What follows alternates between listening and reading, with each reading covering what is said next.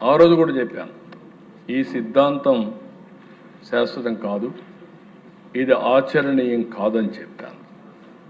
సరే, నన్ను చాలామంది వ్యతిరేకించారు.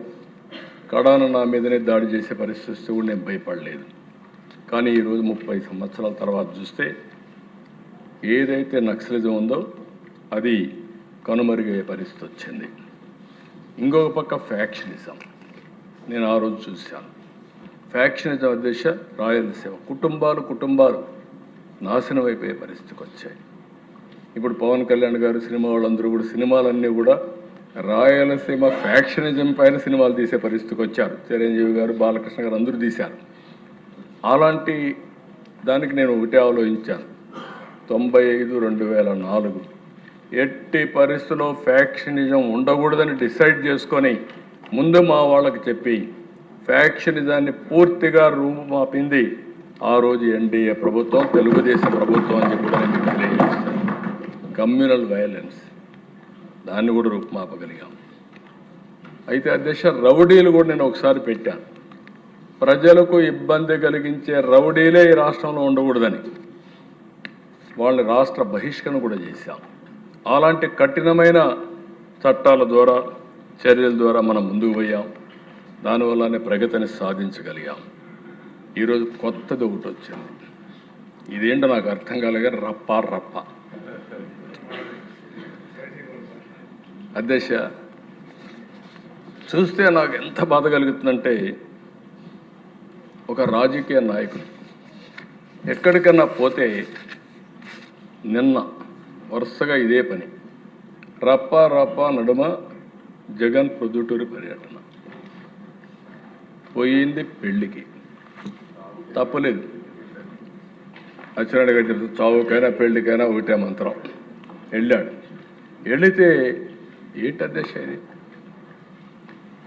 ఈయనకి సెక్యూరిటీ ఇవ్వలేదంటారు. సెక్యూరిటీ పోయిన ఏఎస్ఐ పరిస్థితి, ఆ రప్ప చిక్కొని ఈయన స్ట్రెచ్చర్ పైన తీసుకొచ్చారు.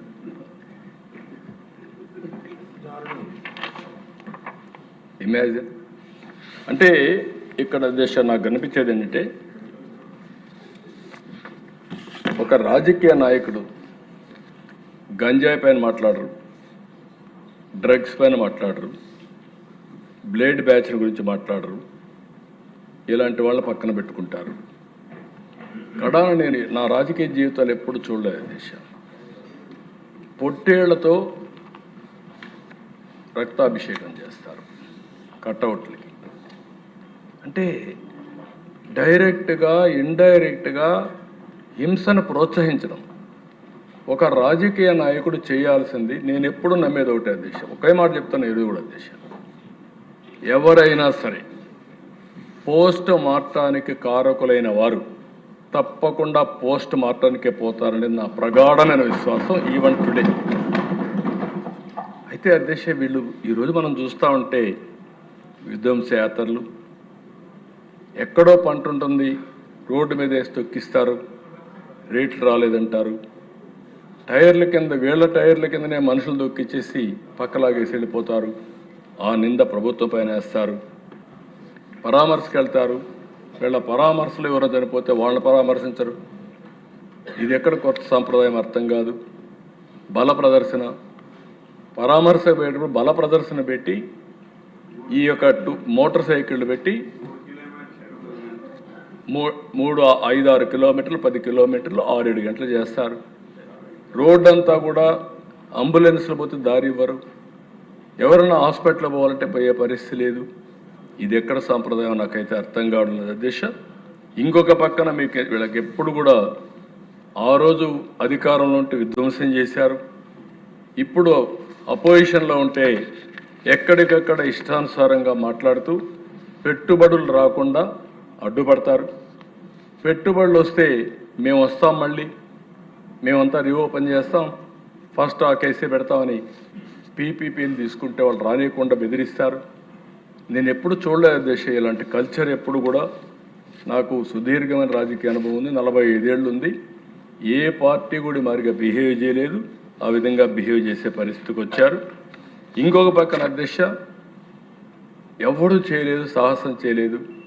వెంకటేశ్వర స్వామి లడ్డు అపవిత్రం చేశారు. మామూలు నేరం కాదు అది. నేను ఇప్పుడు కూడా చెప్తాను అధ్యక్ష, ఇది ఏదో తెలియకుండా జరిగినట్టు నేరం కాదు. కుట్రతోనే కావాలని పాల్పడ్డారు. నేను ఆ రోజు చెప్పాను, 7 కొండలు 2 కొండలు చేసినప్పుడే రాజశేఖర రెడ్డి గారు చెప్పా, తప్పు చేస్తున్నారు, ఇది కరెక్ట్ కాదని చెప్పా. మళ్ళీ 2 ఏళ్ళు పోరాడితే 7 కొండలు కాదు 7 కొండలే ఉన్నాయని చెప్పి పరిస్థితికి వచ్చారు. అప్పుడు నేను 7 కొండలు ఎక్కి దేవునికి మొక్కు చెల్లించుకున్నాను అధ్యక్ష, నాకు జ్ఞాపకం ఉంది. అలాంటిది మొన్న మీరు చూస్తే ఎన్డీడీబీ ఇచ్చిన రిపోర్టు, ఆ తర్వాత జరిగిన పరిస్థితి. ఈవెన్ టుడే అధ్యక్ష, దేశంలో ఉండే పూజారులు కానీ హిందూ మత పెద్దలందరూ కూడా గగ్గోలు పెడుతున్నారు. అపవిత్రత జరిగింది, ఇది కరెక్ట్ కాదు, యాక్షన్ తీసుకోవాలని చెప్తే కనీసం ఒక్క మాట అధ్యక్ష ఆ పార్టీ ఎక్కడ కూడా రిలీజ్ అయినట్టే కనపడదు. నేను అడుగుతాను అధ్యక్ష, నేను పేపర్లో కూడా చూశాను, ఒక ఆర్టికల్ని చూశాను అధ్యక్ష. ఏదో యేసు ప్రభువుకి అన్యాయం జరిగిందంటే అపాలజీ చెప్పారు. నేను అడుగుతున్నాను అధ్యక్ష, మీకు యేసు ప్రభువుకి అన్యాయం జరిగితే నువ్వు అపాలజీ చెప్పావు, నేను కూడా తప్పు చేస్తే నేను కూడా చెప్తాను. వెంకటేశ్వర స్వామిని అపవిత్రం చేస్తే దానికి సమాధానం లేదు అధ్యక్ష. ఇది డెలిబరేట్గా చేసింది అవునా కాదని అడుగుతున్నాను అధ్యక్ష, సమాధానం చెప్పండి. ఇది మీరు చూస్తే అధ్యక్ష, ప్రభువా క్షమించు, ఇది యేసు ప్రభువు జరిగిన అన్యాయం.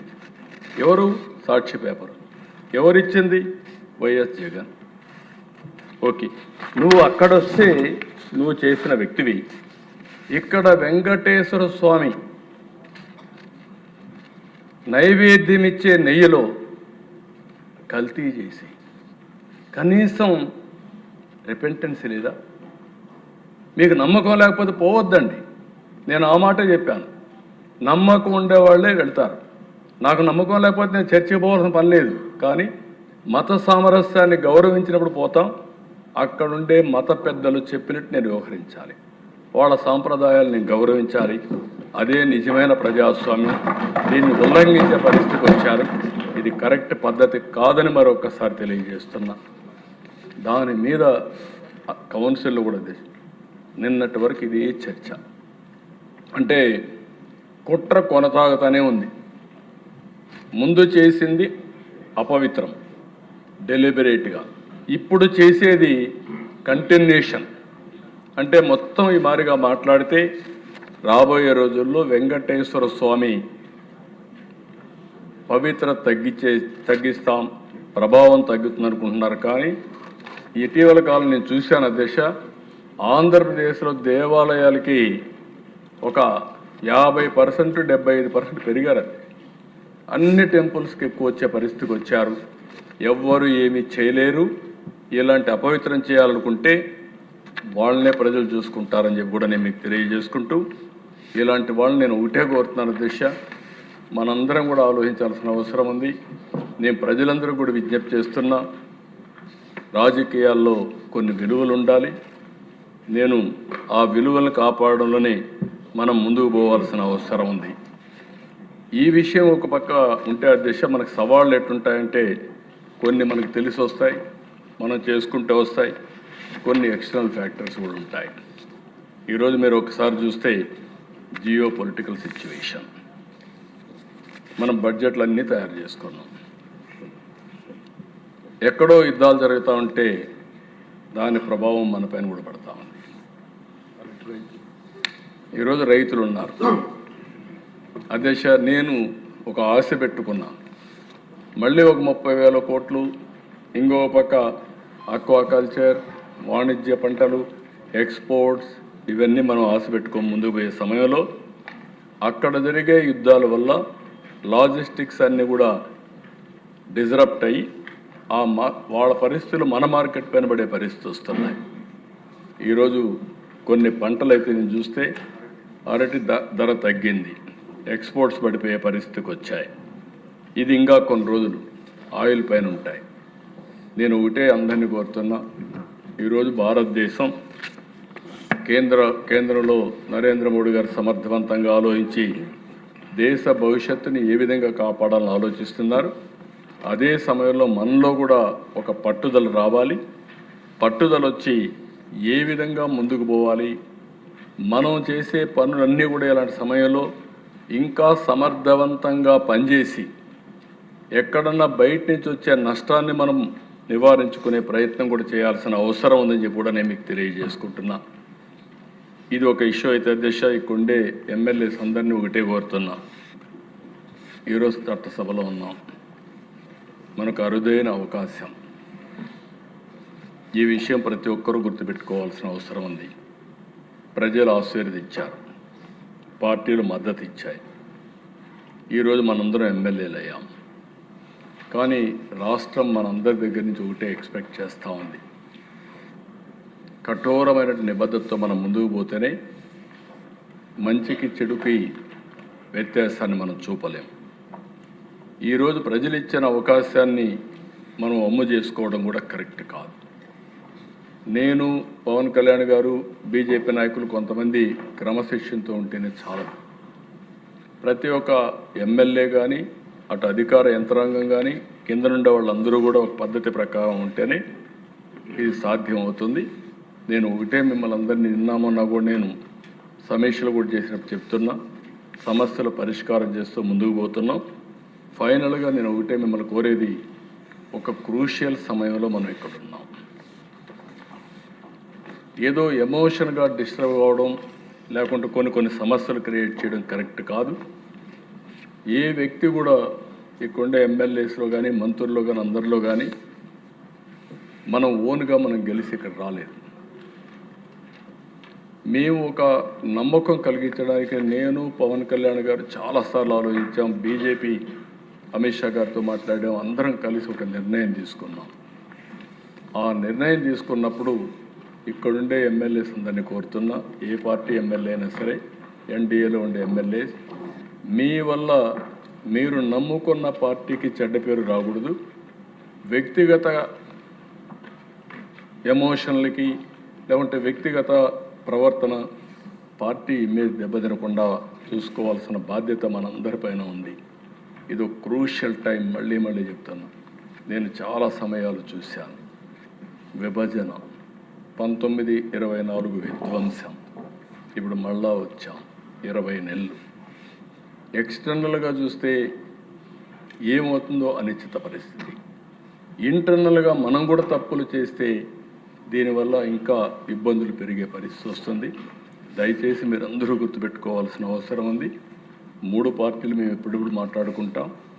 ఏ వ్యక్తికి ఎక్కడ ఇబ్బంది ఉన్నా మాకు చెప్పి మీ సమస్యలు పరిష్కారం చేసుకోవాలి తప్ప, ప్రజాప్రతినిధిగా ఉండే మీరు ఏమాత్రం ప్రజలకి అనుమానం వచ్చే పరిస్థితి కానీ, పార్టీలకు చెడ్డ పేరు వచ్చే పరిస్థితి వస్తే నష్టం జరుగుతుందని చెప్పి కూడా నేను మీకు తెలియజేసుకుంటూ, ఇది మీటింగ్లో చెప్పాల్సిన మాట, కానీ ఎందుకు ఇక్కడ చెప్తున్నానంటే, ఒక పవిత్రమైన యజ్ఞం చేస్తున్నాం.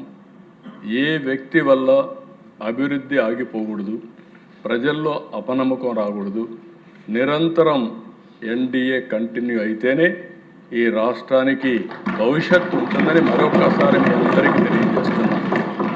చాలాసార్లు పవన్ కళ్యాణ్ గారు చెప్పారు, 15 సంవత్సరాలు ఈ ఎన్డీఏ కూటమి కొనసాగితే తద్వారా రాష్ట్రానికి మంచి జరుగుతుంది, దానికోసం మేము కలిసి పనిచేస్తున్నామన్నారు.